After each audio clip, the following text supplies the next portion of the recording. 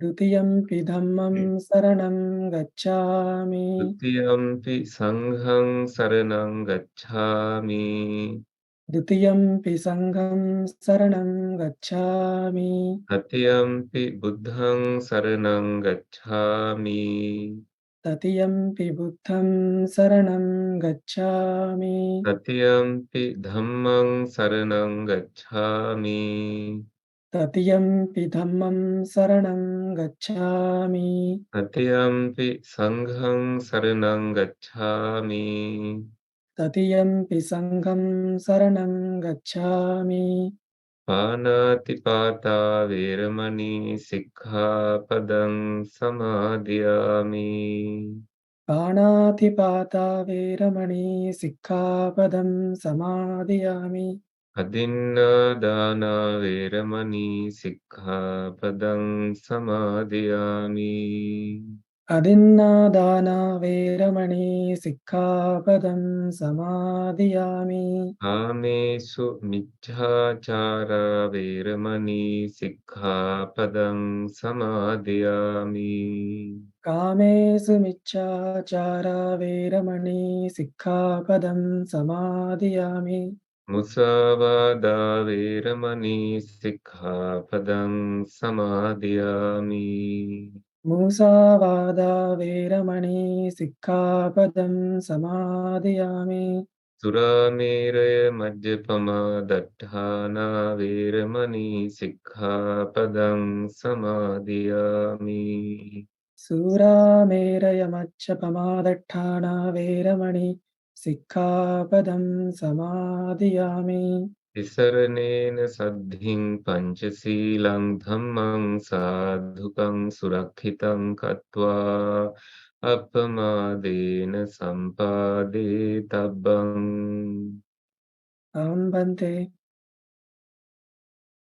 Sadhu Sadhu Sadhu Okay, let's begin. This is part 2 of the Noble Eightfold Path discussion.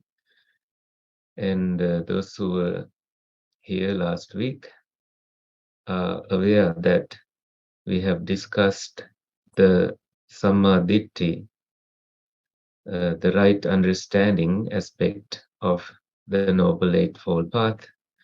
And we have studied it in various ways and understood that without having this proper understanding, someone is not able to cultivate the second, third, up until the eighth limb of the Noble Eightfold Path. And you may wonder today, like why we split it into two parts and how we can just study the first aspect of the Eightfold Path in one session and all the other in another session. The first aspect alone requires so much wisdom and understanding. And by doing the teachings on the first aspect and looking at the questions that were asked, I realized that the Pali quotes that I may have used during the talk are in Pali, and some of you may not be familiar with Pali language, so it's easy that your mind will not process them as fast. And in any case, the summary of what I have taught in that first teaching is that the first aspect of the Noble Eightfold Path is very, very important as it is about having an understanding about dukkha and what dukkha actually is, and arising of dukkha, the cessation of dukkha, and the path leading to the cessation of dukkha. So dukkha, dukkha samudaya, dukkha nirodha, and the path, the magga. So dukkha in general is the transient nature that is bound with impermanence, something that you cannot claim as yours, you cannot hold onto as yours. Anything that brings you unsatisfactoriness, whether it is getting sick, old age, being born, aging, expecting something and it does not happen according to your wish. I wanted it this way, and you complain, and right there you see dukkha. Most people suffer the moment when things don't go the way they intended. Husband telling wife, I told you to do it this way, and you have, not turned off the switch, light bulb. That is right there is a moment of suffering, that your ego to discipline someone. See, I told you, and it's because of not following my advice, not taking it my way, that you caused this trouble. But the person who's telling that is suffering because their ego, their order, their instructions are not followed. And immediately there is attachment to that instruction that was given. But someone who is talking less and less and ultimately silent, who's not telling anything when someone has done such mistakes, is completely at peace. And oftentimes the society, friends say, oh, you see, I forgot to do this, but my boss didn't say anything. Right there, they observed that silence as a response, a kind response. But you can be silent and you can also be aggressive in that silence. But it's not that kind of silence.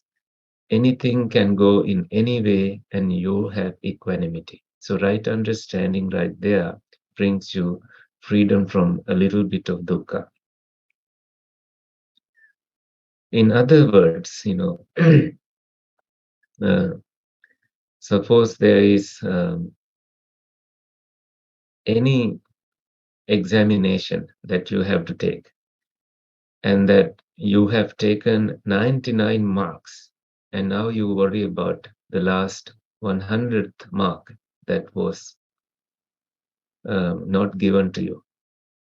Your mind begins to zoom in on that. It's very similar to building a brick wall on your own, and then you see one brick that is not properly aligned, and you start focusing on that.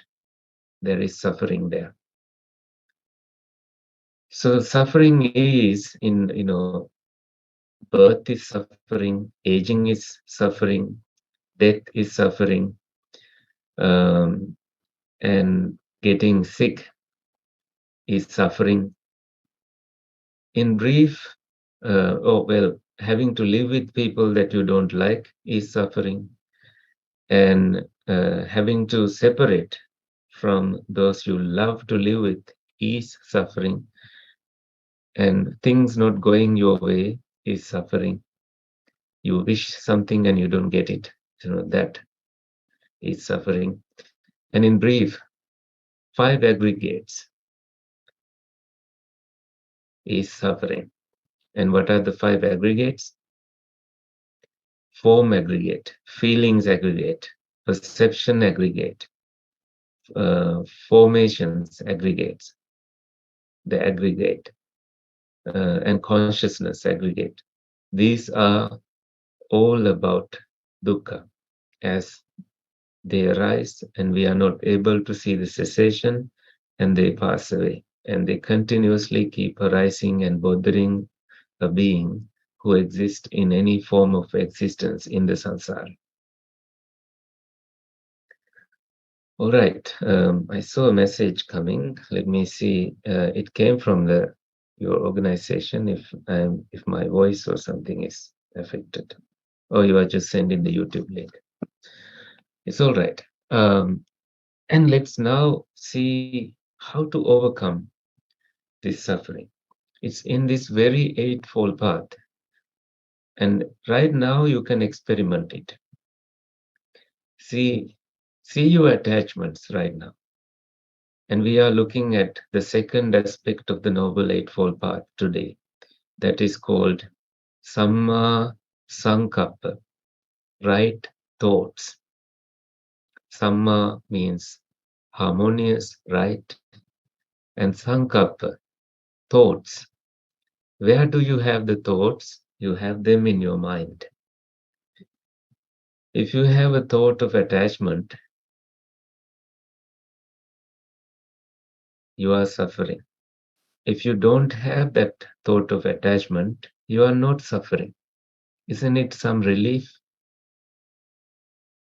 It appears so profound, but right there you start seeing, oh, if I let go of a little, I will have a little relief. If I let go to a medium length, I will have a medium length of suffering, freedom, relief. If I let go so much, I will have so much of freedom. And this second aspect, how does it make you feel very noble? By letting go of that attachment. Great renunciation, nekkhamma, became Mahanekkhamma, Mahabhinikmana, as the Prince Siddhartha let go of the royal life and abandoned his luxuries and entered the forest. That is letting go. But if he did not let go also in his mind, he will return back to the palace. So just before joining this session, I had a discussion with a friend on Zoom, and there they were trying to explain something. I want to go to a retreat center and I don't want to follow their technique, but I want to do my technique. And I was radiating loving kindness to my friend. I saw so much suffering in there. It's a lot of I. If you can live one day without the word I, without thinking of that word, or my, or myself, and instead saying it instead of I think you will start seeing what a transformation you experience in your mind. So, in the second aspect of the Noble Eightfold Path, letting go, nekkhamma, is very, very important. And immediately, the moment you let go, you have a relief. That tension in your mind, having to explain this, it disappears. It's like you are on an air balloon going up into the sky, and you realize it cannot go any further. And you now need to empty any of your weight to be able to reach further. So you start dropping your valuables. Anything that you think is heavy, you let go.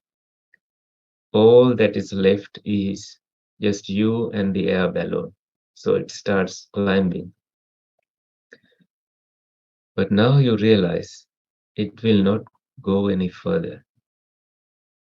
Why? Because it's carrying your weight. What do? You let go of the air balloon and the air balloon goes free. You jump off. It's not recommended, but isn't it the case that when you are controlling so much of your own existence in any form, when you haven't let go of that controlling, you are bound to suffer. Now I'll tell you a little story. There were two monks. One monk is the teacher, the other monk is the student. When they were on a journey, they were returning from village to the monastery. It rained and the river flooded, and there was a lady wanting to cross the river. And the senior monk decided to help her. But the junior monk questioned this motive, but didn't say anything because it's inappropriate to question the teacher, he thought. But the senior monk, without having such thoughts, touched the woman and carried her and put her on the other side of the river and silently went on to the monastery. And the junior monk was so upset about this. And he continued his silence, and the senior monk observed this silence and asked, "Is there anything that you want to tell? Is there anything that you want to discuss?" And the junior monk said, "See, you touched a woman. You are not supposed to do that. You carried her onto the other side of the river."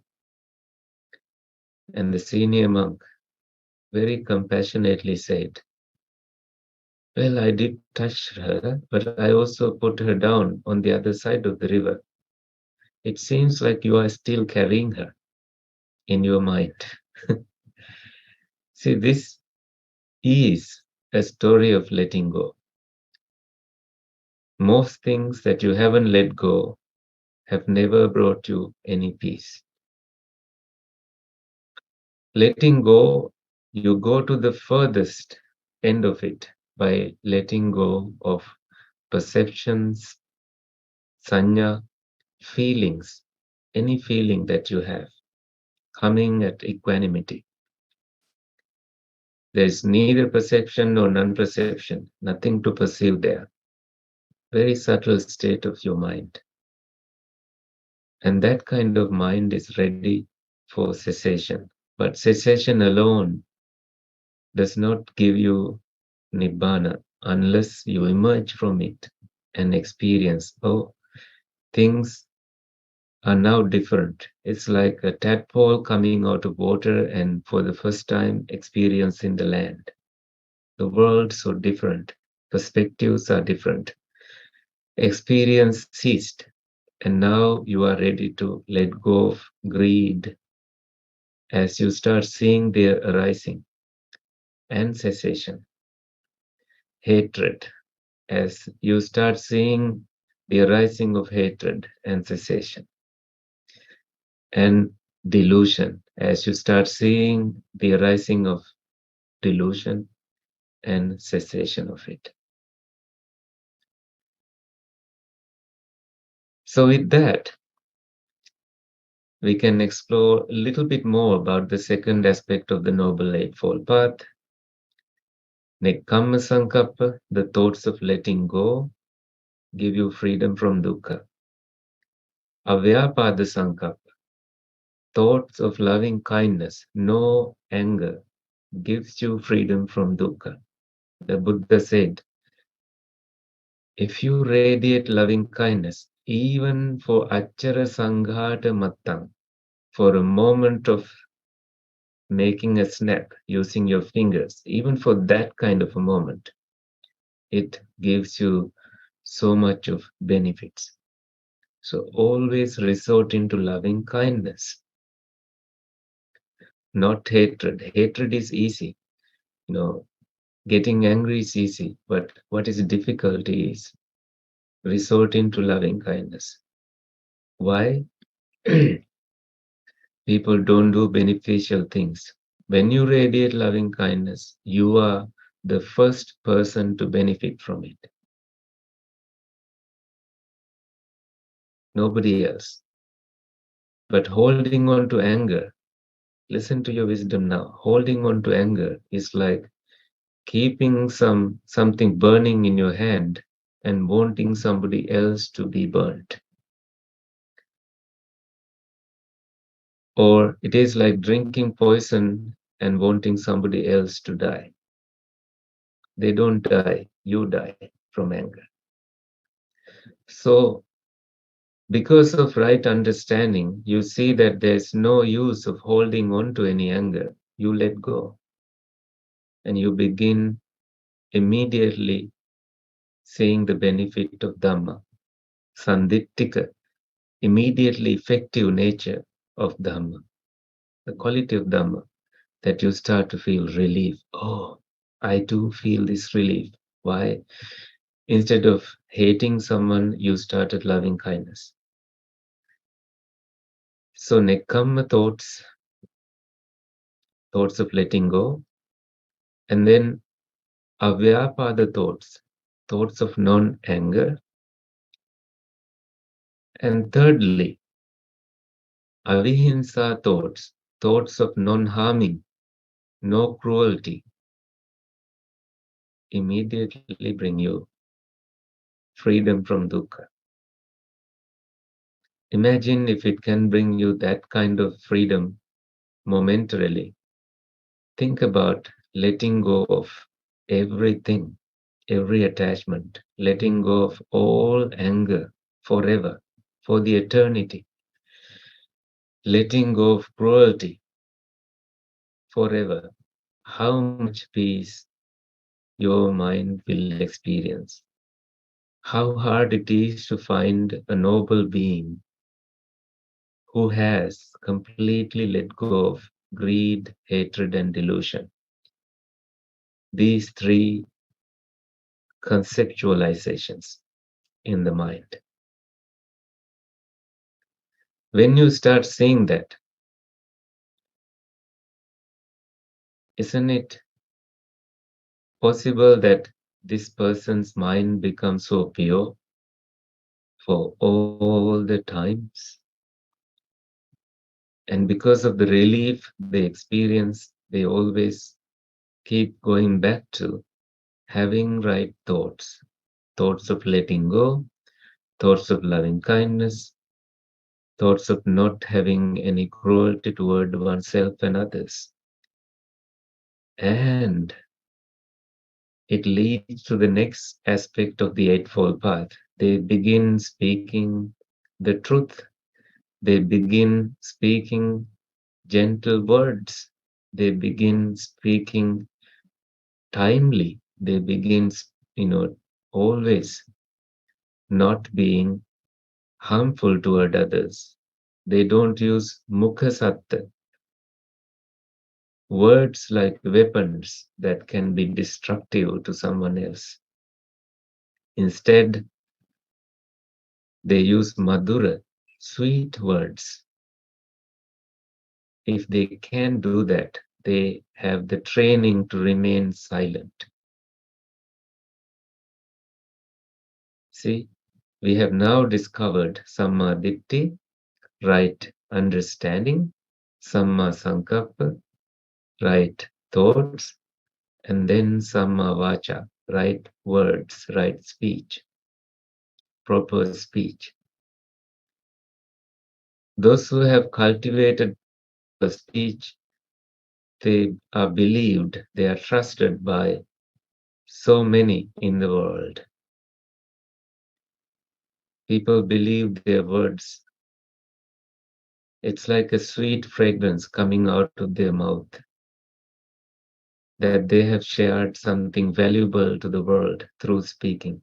If not, they have the ability to not say anything. They have the ability to remain silent. And because of right understanding, they came this far and they now investigate. How else can I live free from dukkha? They see that their actions need to be clean. They stop stealing, they stop harming anyone or killing any living being. They stop engaging in cheating. They don't cheat in any form, they don't. They are content with their own relationships and affairs. They see there is so much dukkha, so much suffering if they start cheating. They don't commit adultery. They are able to see with wise understanding that it leads to harm for oneself and harm for others. That's a noble mind. They let go. And they also let go of alcoholism, they let go of intoxication, any such addiction, drugs, cocaine, anything that intoxicates their body.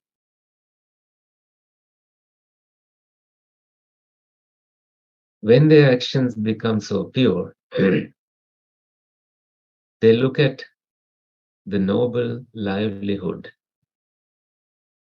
In that noble livelihood, Samma Ajiva, very much supported by Samma Kammanta, the previous aspect of the Noble Eightfold Path.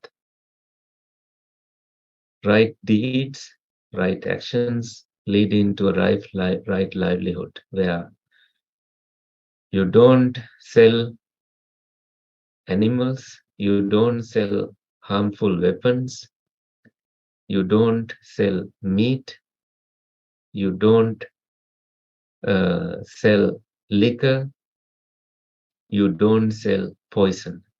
You do not engage in such things directly or indirectly in your life. Because if you do kill beings out there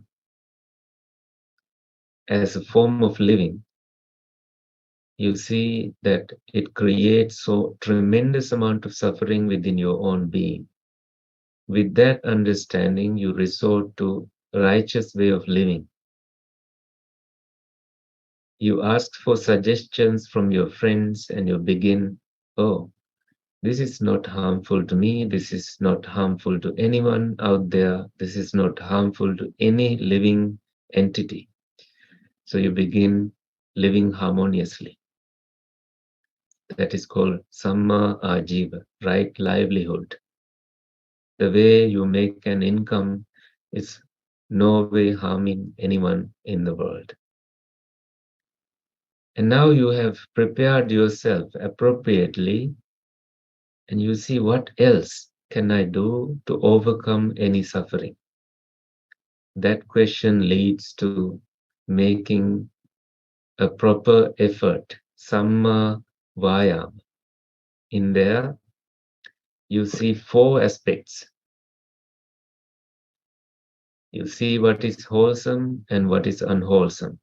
For example, mindfulness is wholesome, lacking mindfulness and falling into defilements is unwholesome.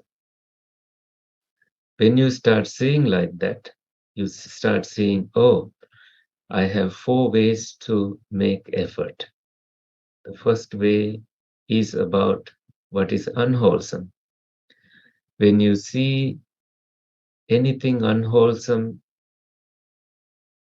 arising in your mind, you don't set your focus on that. You quickly remove it, like you seeing a bit of dirt, like feces. You don't step on it. You quickly take yourself away. See that reaction. The moment with tremendous effort, any impurity that causes you restlessness, any hindrance, sensual delight, any form of sloth and torpor, anything that hinders the path to freedom from dukkha, you quickly remove it from you. It's like someone trying to put a dead snake as a garland in your neck. You say, no, please don't do that. You see that reaction, you immediately jump off and you do not allow that to happen. And if you see the impurities arisen, it's inevitable that impurities have arisen in your mind, may have arisen in your mind. You do not cultivate them further.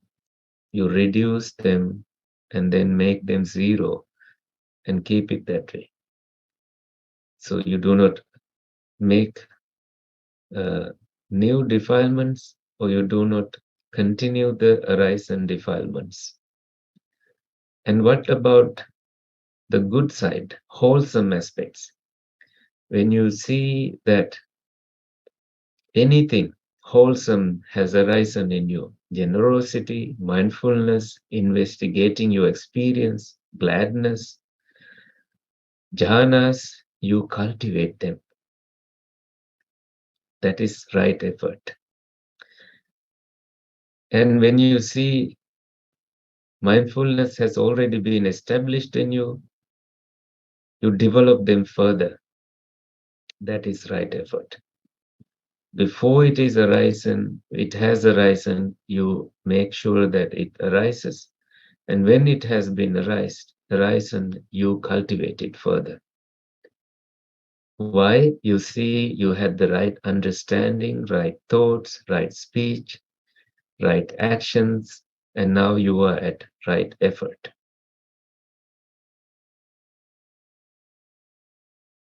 All right? So you saw Samma Ditti, right understanding, Samma Sankappa, right thoughts, right? Samma Vacha, right words, Samma Kammanta, right actions, Samma Ajiva, right livelihood, and now you are at Samma Vayama, right effort to let go of unwholesome and cultivate what is wholesome, what is beneficial, what contributes to what is conducive to awakening, you cultivate them. And finally, you have two very important aspects. You have arrived at them, Samma Sati and Samma Samadhi, right mindfulness and right unification of your mind, collectedness of your mind. See now, having traveled the path, you came to Samma Sati, and it's suggestive of Miccha Sati, wrong mindfulness. Someone who is anxious, try to be mindful of it, anxiety develops. Someone applies wisdom and let it be, not try to control it, anxiety disappears. And that is right mindfulness. Applying wisdom and seeing how mind's attention moves from one thing to another. Hundreds and billions of times you can say, I'm eating, I'm eating, I'm eating, I'm eating, I'm walking, I'm walking. That's not right understanding. Right? That's not right mindfulness. But seeing what your mind does when you do all these gazillion of activities is very important. Your mind can cultivate greed, hatred, and delusion. And immediately noticing this requires mindfulness. Sampajanakari hoti, sati sampajanya, mindful, clear comprehension. Combined with clear comprehension, catching them immediately brings you nibbanic relief, moments of nibbana, freedom. Now you see why it leads to freedom from dukkha.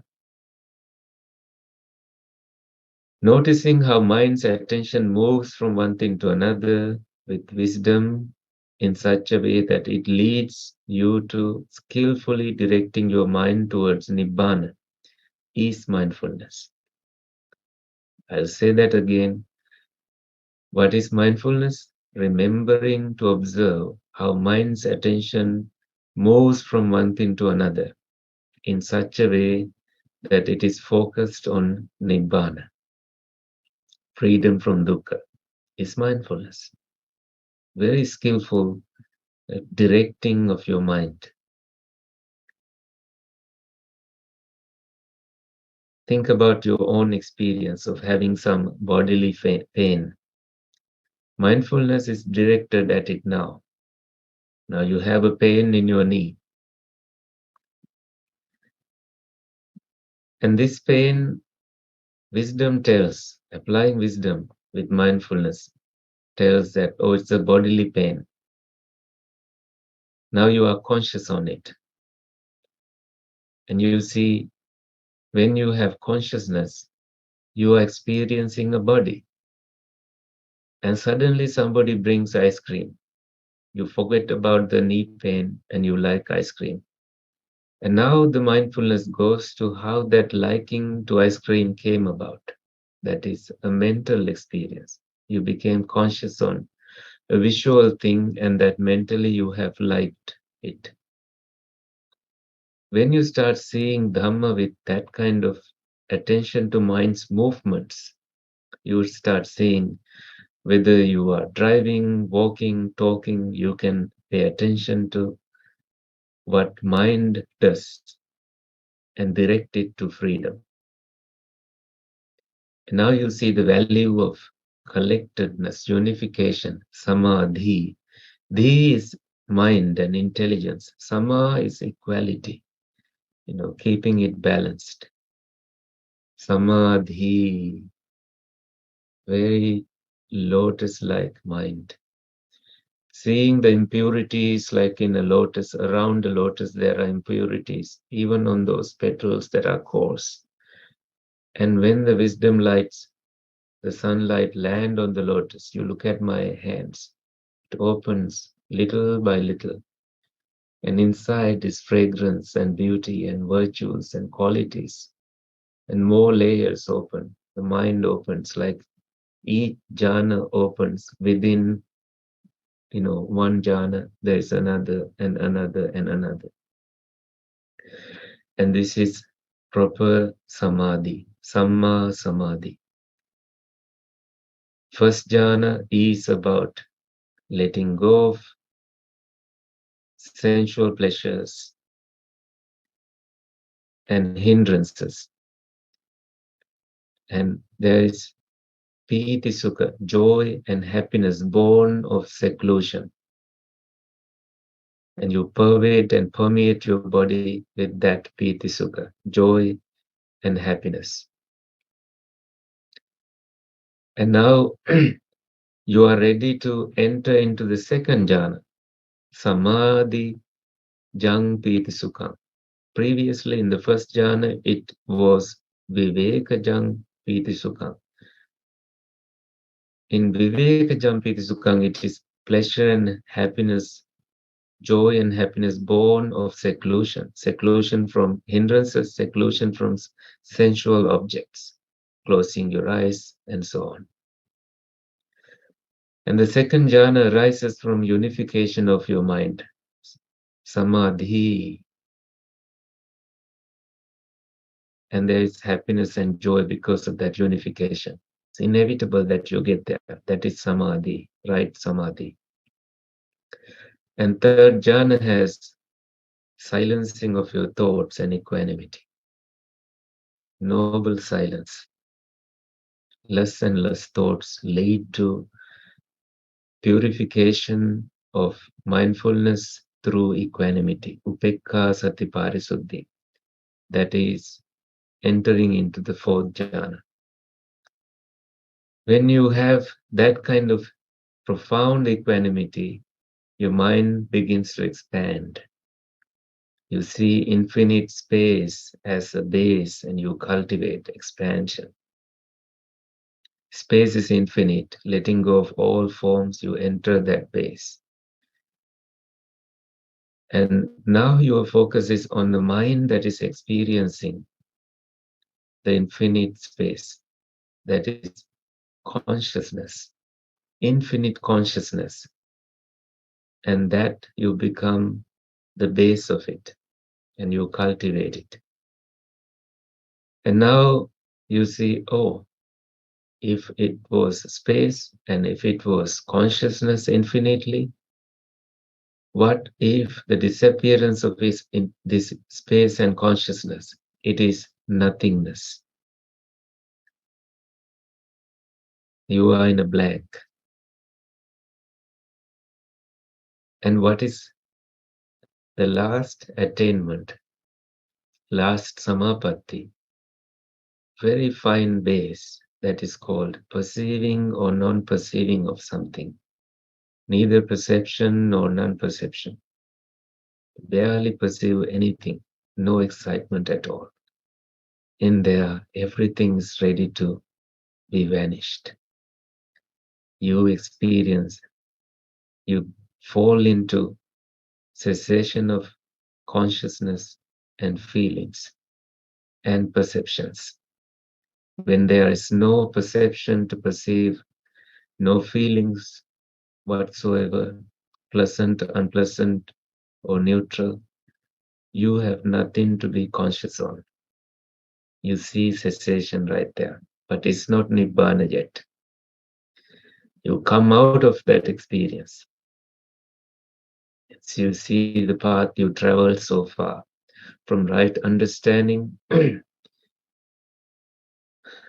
right thoughts, right speech, right actions, right livelihood, right effort, right mindfulness, and thus far into the base of neither perception nor non-perception to final cessation. Now you apply wisdom. Where was greed in there? Where was hatred in there? Where was any delusion in there? Who am I? Is there any I? And how did the concept of I arose?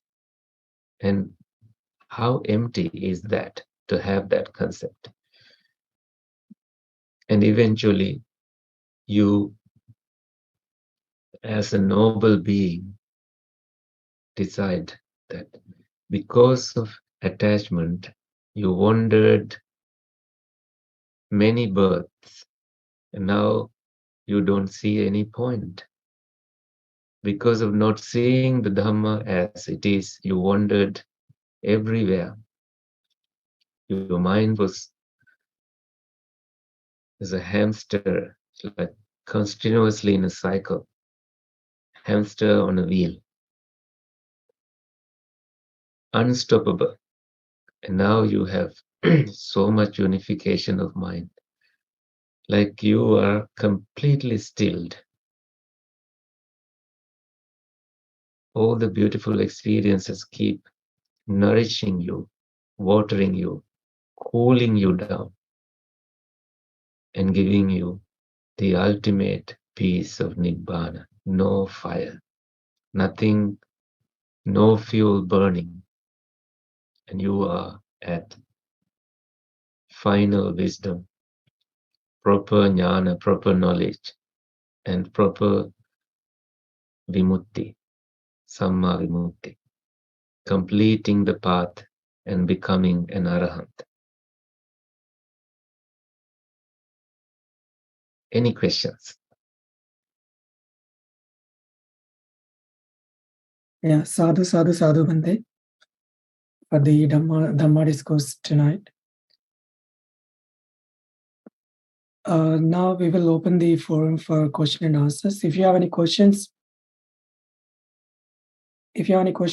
please raise your hand, or you can also post your question in the chat box.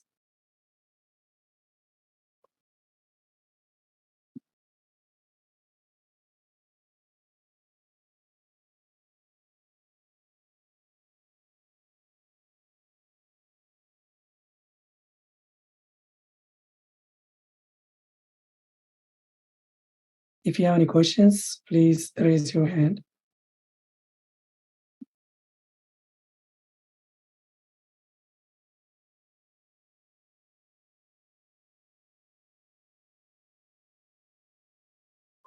So, Bhante, meanwhile, I have a question. So you mentioned like killing living beings. I mean, like, like selling the meat, the butchers. It is not a good thing to do so, but how about the people who eat it? In some countries, like, like they don't have any option, but, like to depend on, non-vegetarian food. So in that case, how, you can explain, it is balanced from Buddhist point of view? Well, when the Buddha's cousin Devadatta, who will be a Pacceka Buddha in the future when his karmic consequences end, he's only second to the Buddha. He had aspirations to become the Buddha. Requested the Buddha to make monks vegetarian for lifetime. Okay, Sunil, apply your wisdom here. Now you are the Buddha, and I, as Devadatta, come into you and say, make all the monks vegetarian. What is your response will be? And you say no.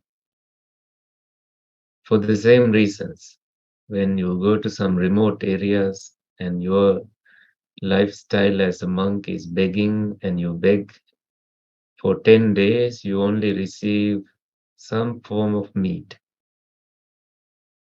And you cannot cook, you don't have anything, you cannot steal. And Sunil will say, just eat, don't think about it. As long as this animal is not killed in your name, as long as you have not seen that it was killed for you, as long as you have no doubt whatsoever that this being was killed, ended life for you. Why the Buddha said that? It is out of great compassion. And then the Buddha said, don't be concerned about the 4 elements you put into the mouth, but be concerned about what you put out from your mouth. So Devadatta was a vegetarian. Hitler also was a vegetarian. And you see any point there that you see many vegetarians who are super angry. What is the point? It has nothing to do with the Eightfold Path. It has not what you eat, for the survival of monks, the Buddha just did not make it a rule. Just do not focus on your defilements, and that way you become beneficial to all living beings.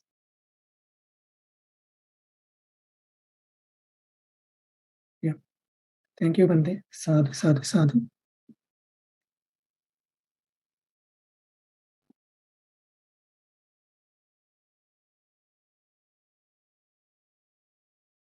I see a question in the chat box, Bante. Namaste. Since last few months, I am unable to concentrate on my sitting, and my awareness is also lacking. How can I develop my awareness? It appears like you are dealing with some form of restlessness. If you can come to seclusion within your own place of living, not being too harsh on yourself, and that way not being harsh to others, you do your normal duties, fulfilling them, making sure that you are not missing any. Then coming to peace with you, you will remove so much of restlessness. And then you start finding a comfortable time, whether it is night, morning, or daytime, and you sit. And you start not looking out from the eyes, but looking within, staying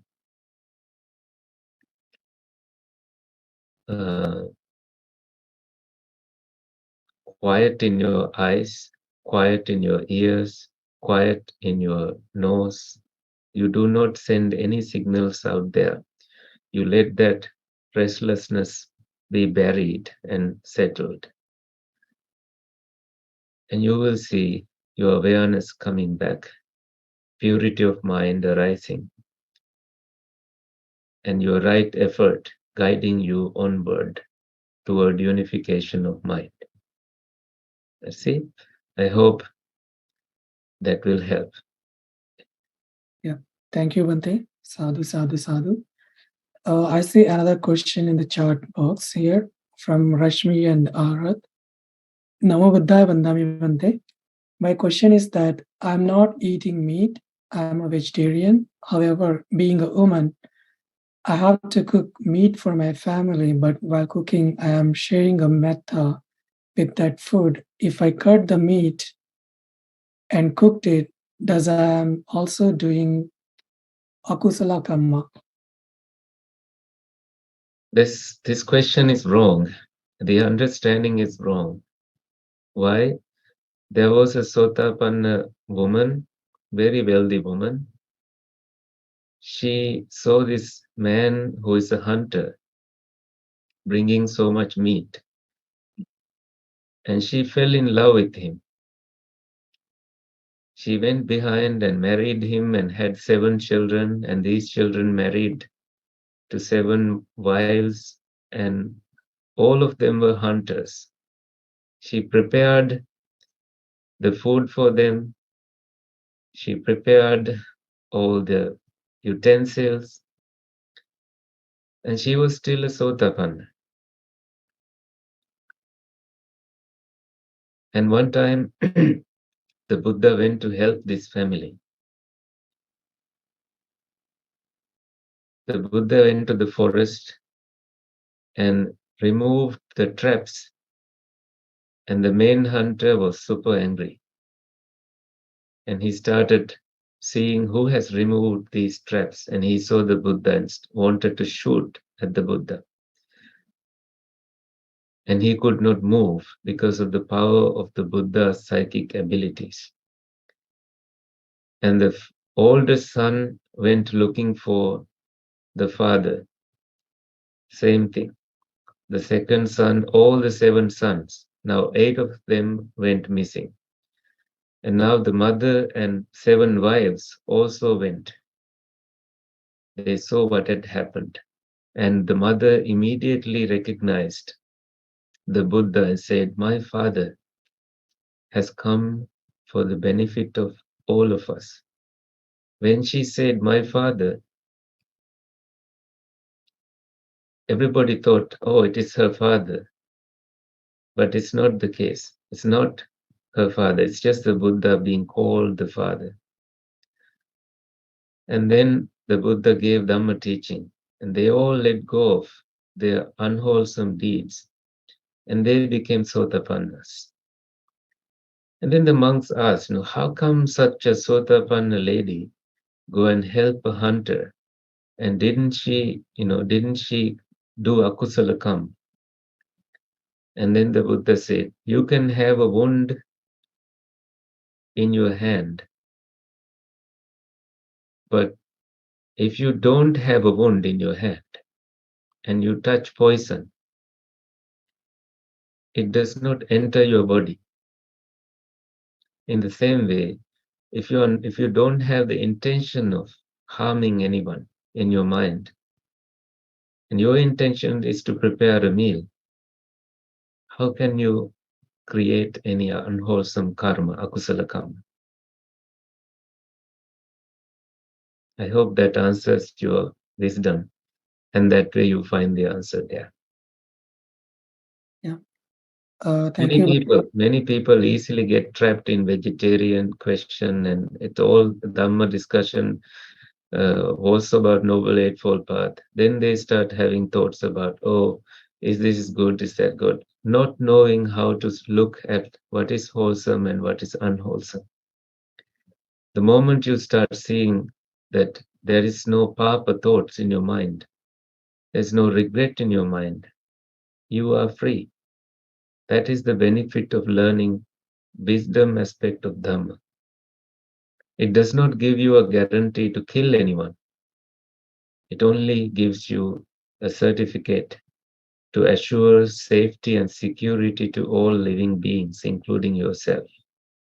Wisdom tells if you are a killer, it's inevitable that if you kill the human being, you will definitely have enemies and they will be looking for you to kill you. And it's just simple as that. What more can you learn from the whole thing about meat eating discussion? Apply wisdom and be free from any dogmatic thinking.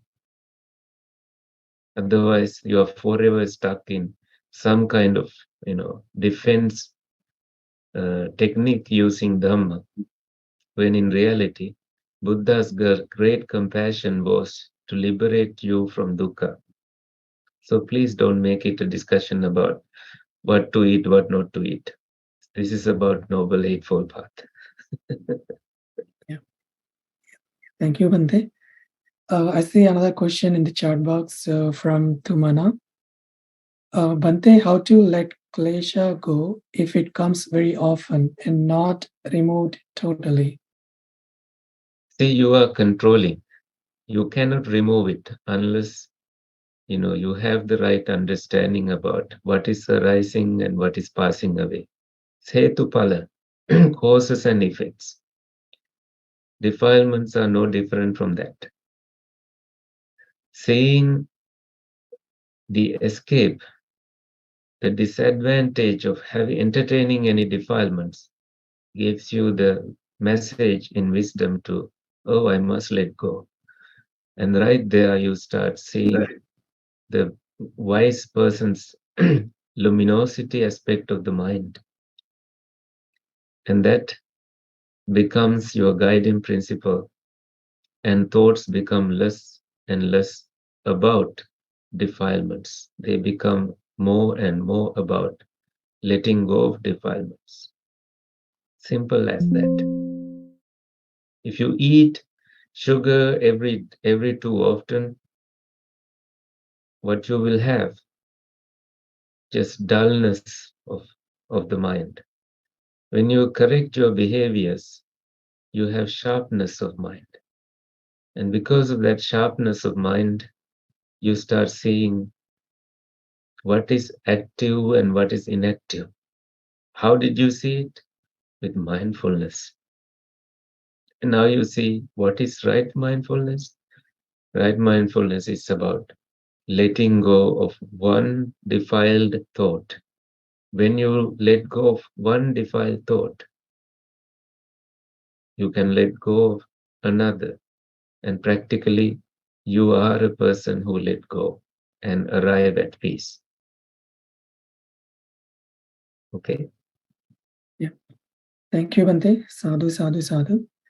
I see another question in the chat box from Ashok Badsod. Namo Buddhaya. Please elaborate Sammasam Buddha Samadhi with the simile. I don't understand the question. Ashok Kumarji, if you are still here, can you please elaborate your question? Is it Samma Samadhi? Ashok?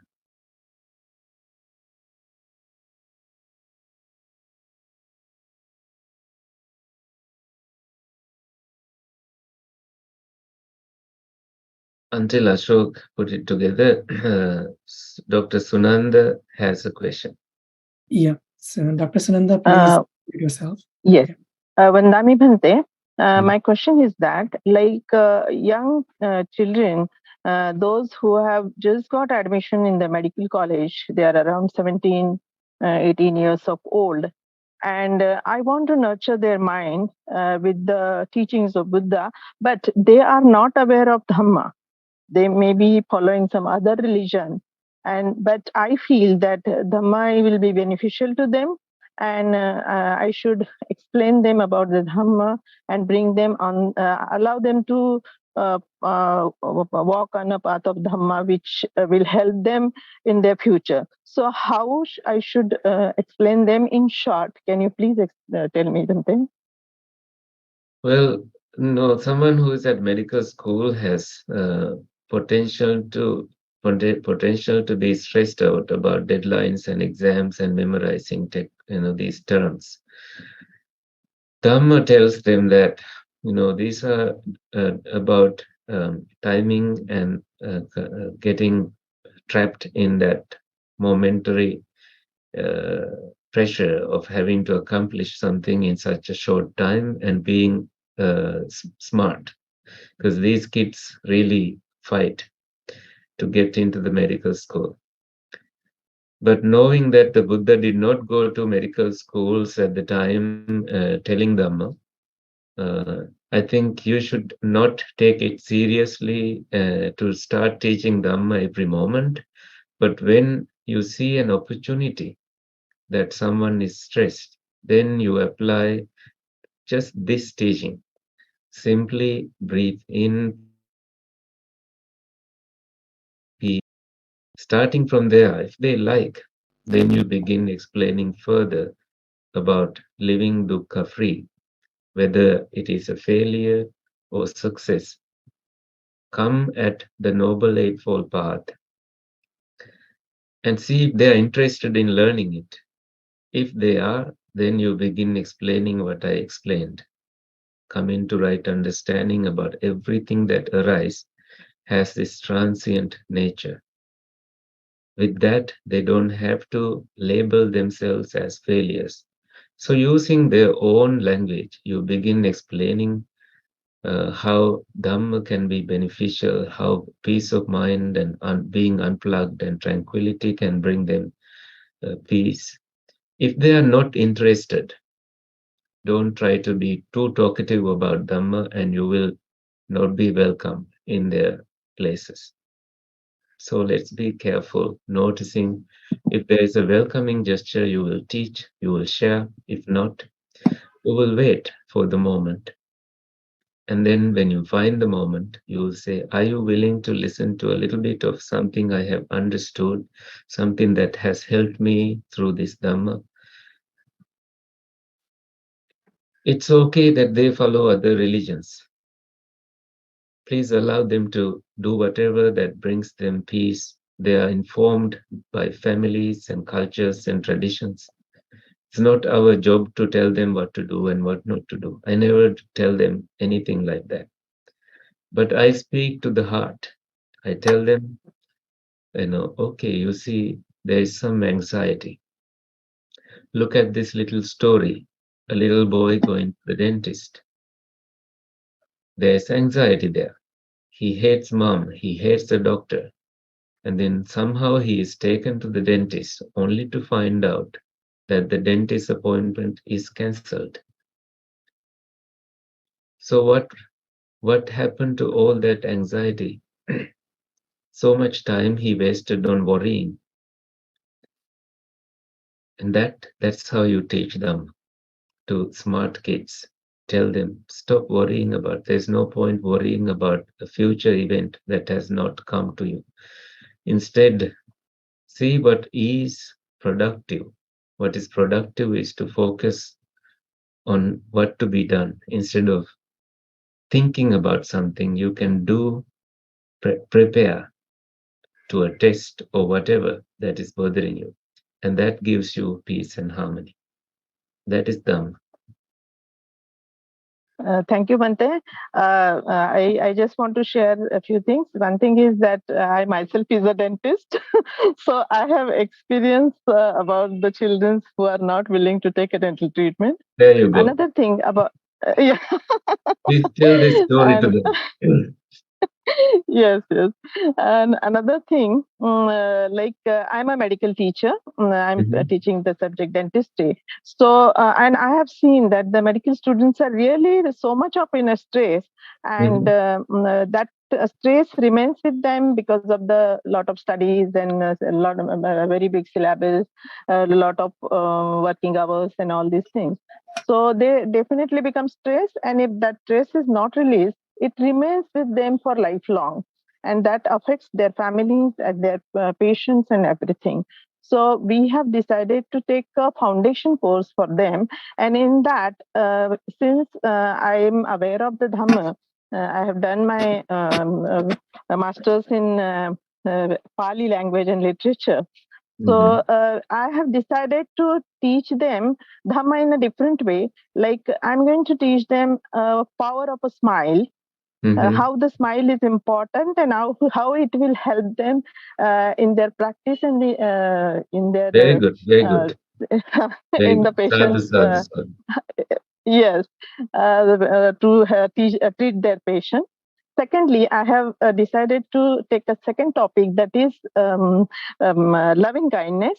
how the loving kindness is important for yourself and for the others. When you have a loving kindness towards yourself, that will definitely radiate to others, like their patients and the relatives and everyone.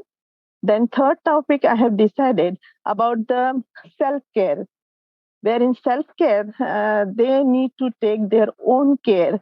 When they are mindful about their own care, they will definitely concentrate on their own. They will be mindful about themselves, loving kindness about themselves, and the same thing will radiate to their patients.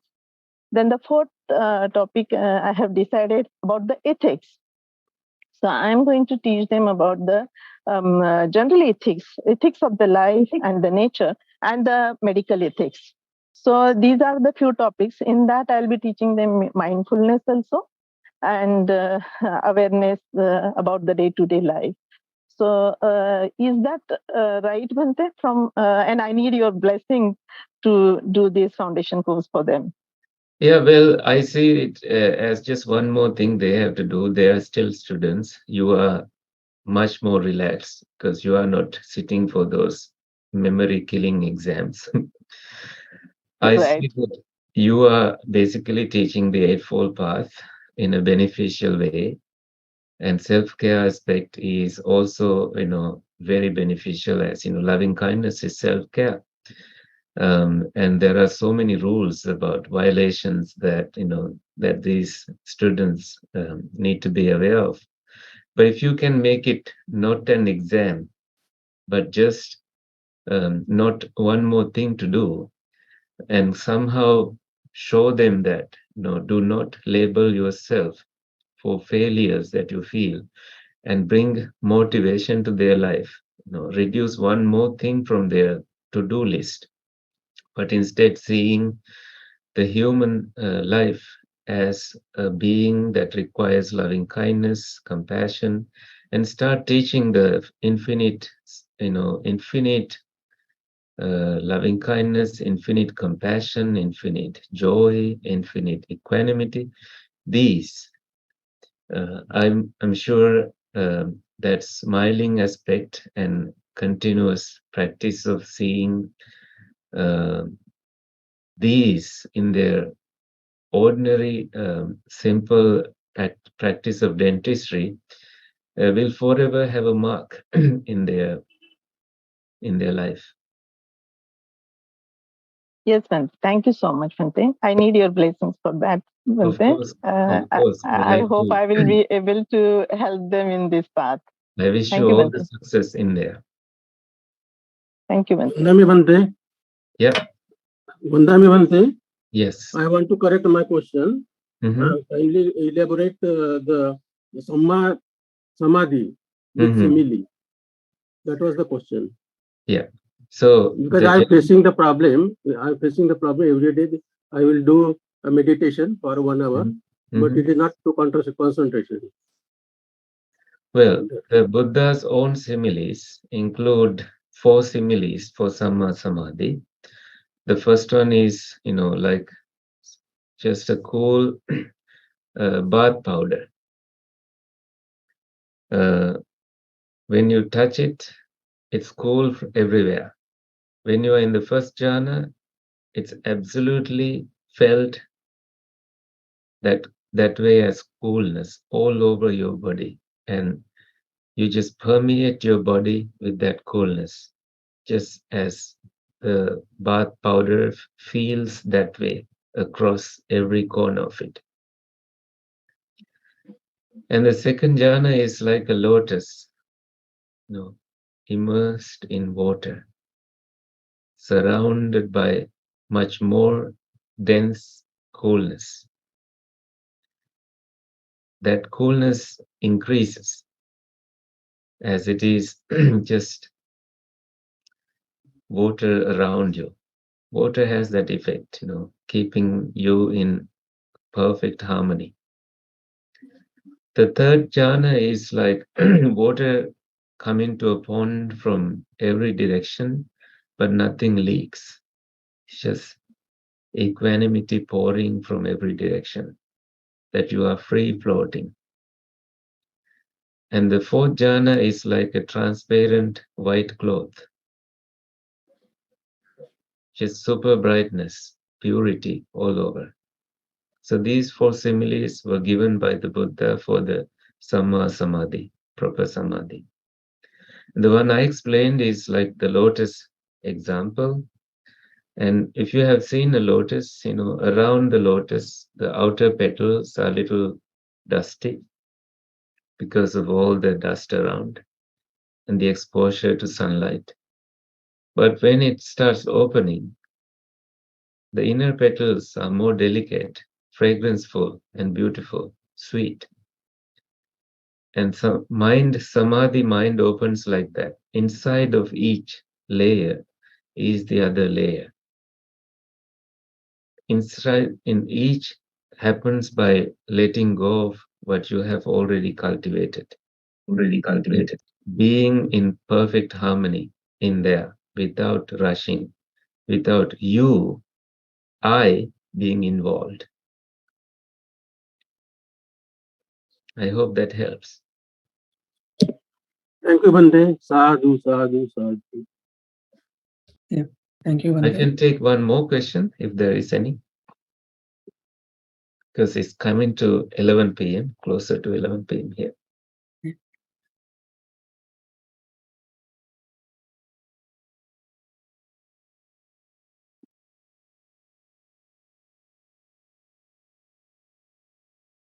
All right. Yeah. I don't see any questions on this. I think we can conclude. Yeah, let's share merits. Yeah. May the suffering ones be suffering free, fear struck, fearless be. May the grieving shed all grief, may all beings find relief. May all beings share this merit that we have thus acquired for the acquisition of all kinds of happiness.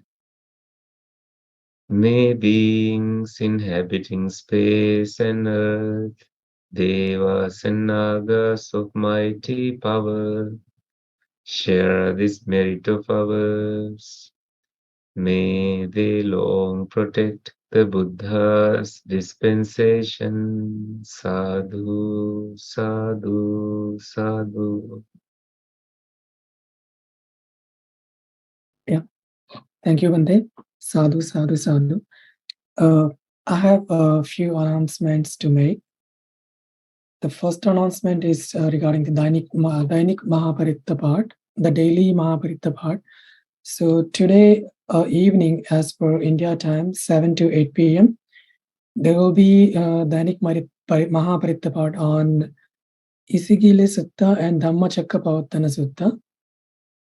And the time is 7 to 8 p.m. India time.